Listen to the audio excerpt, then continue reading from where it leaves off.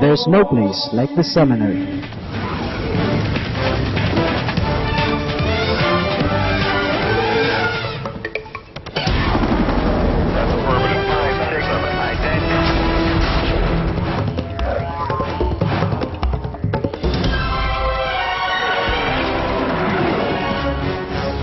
The Sacred Heart Seminary,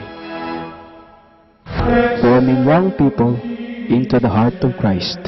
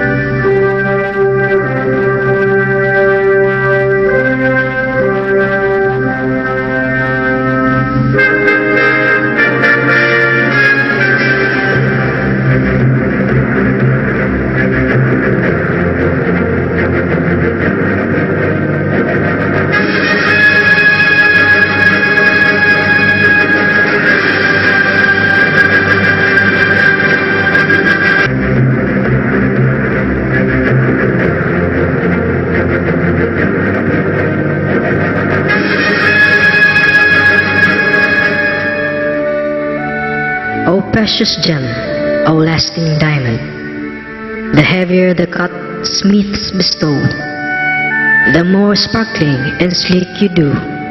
Ages turn, seasons go. Forever you are diamond, dear, stronger, and eternal, a timeless piece of heart immortal.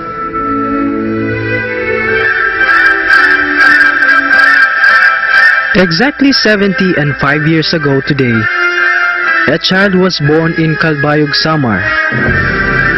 His parents gave him the name Pedro, perhaps to preserve the good name of his father and grandfather, both having the same name. Not knowing the inherent meaning of such name, he was not only to be a solid rock, but the hardest stone to reckon.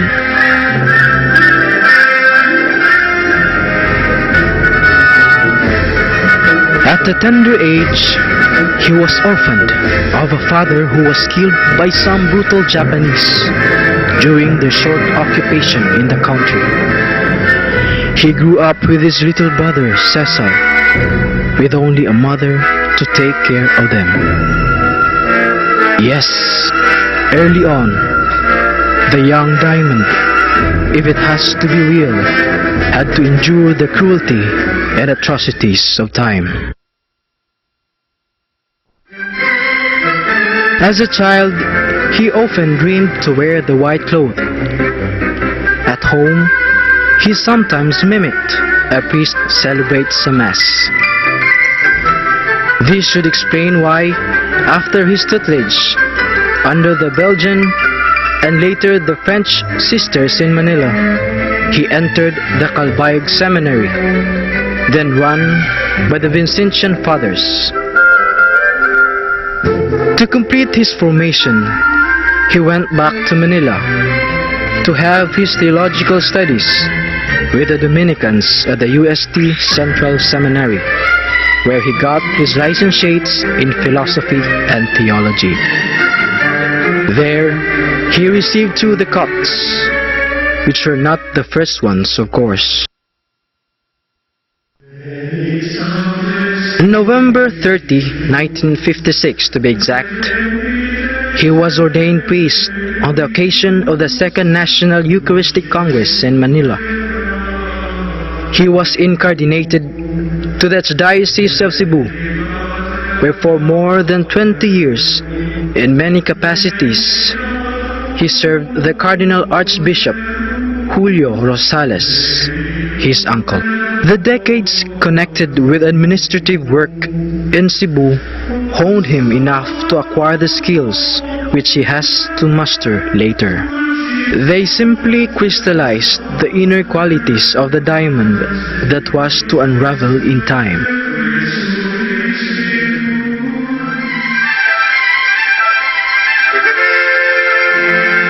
On January 25, 1978, he ascended to the hierarchy with his episcopal ordination at the Manila Cathedral. This event had blown him far to Davao, where peace awaits as he obeys the church will to be the auxiliary bishop of that diocese. The diamond in him emitted its initial sparkles behind his obedientia et pax.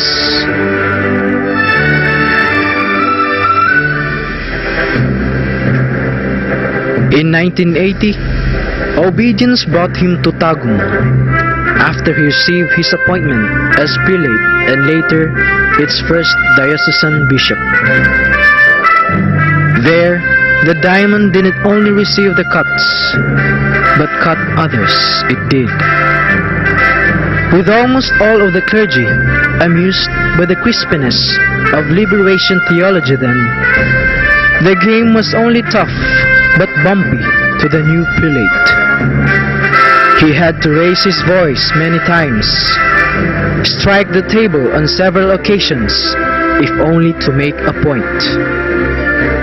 He had to be strong and sharp to cut their hardness, which they have to appreciate a little later, when they themselves started also to notice their brilliance and luster from their cuts.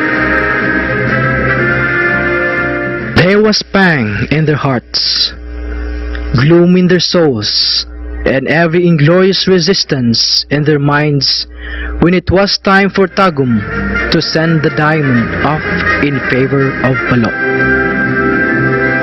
On December 13, 1985, the region exulted and was honored to welcome back into its arms the priceless gem, a native to its furrows, a son from its womb.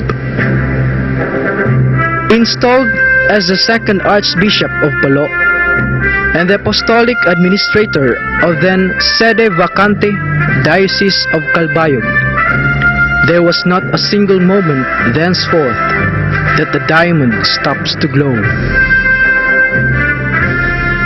He restored Calbayog to its feet. He drove Palo to feet.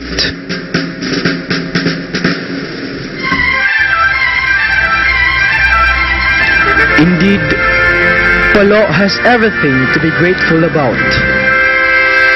Archbishop Dion has not only driven us this far, he has allowed us to enjoy the ride. He did not found, he fathered what he founded. He didn't only administer, he ministered as well.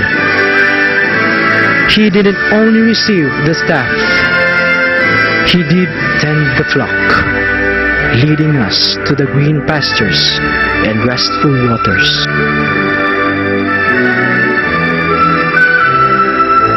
Nobody can now pester this history. Not even time can change this piece of memory. The diamonds will remain diamonds forever. Monsignor Dion, you are this diamond we cannot free.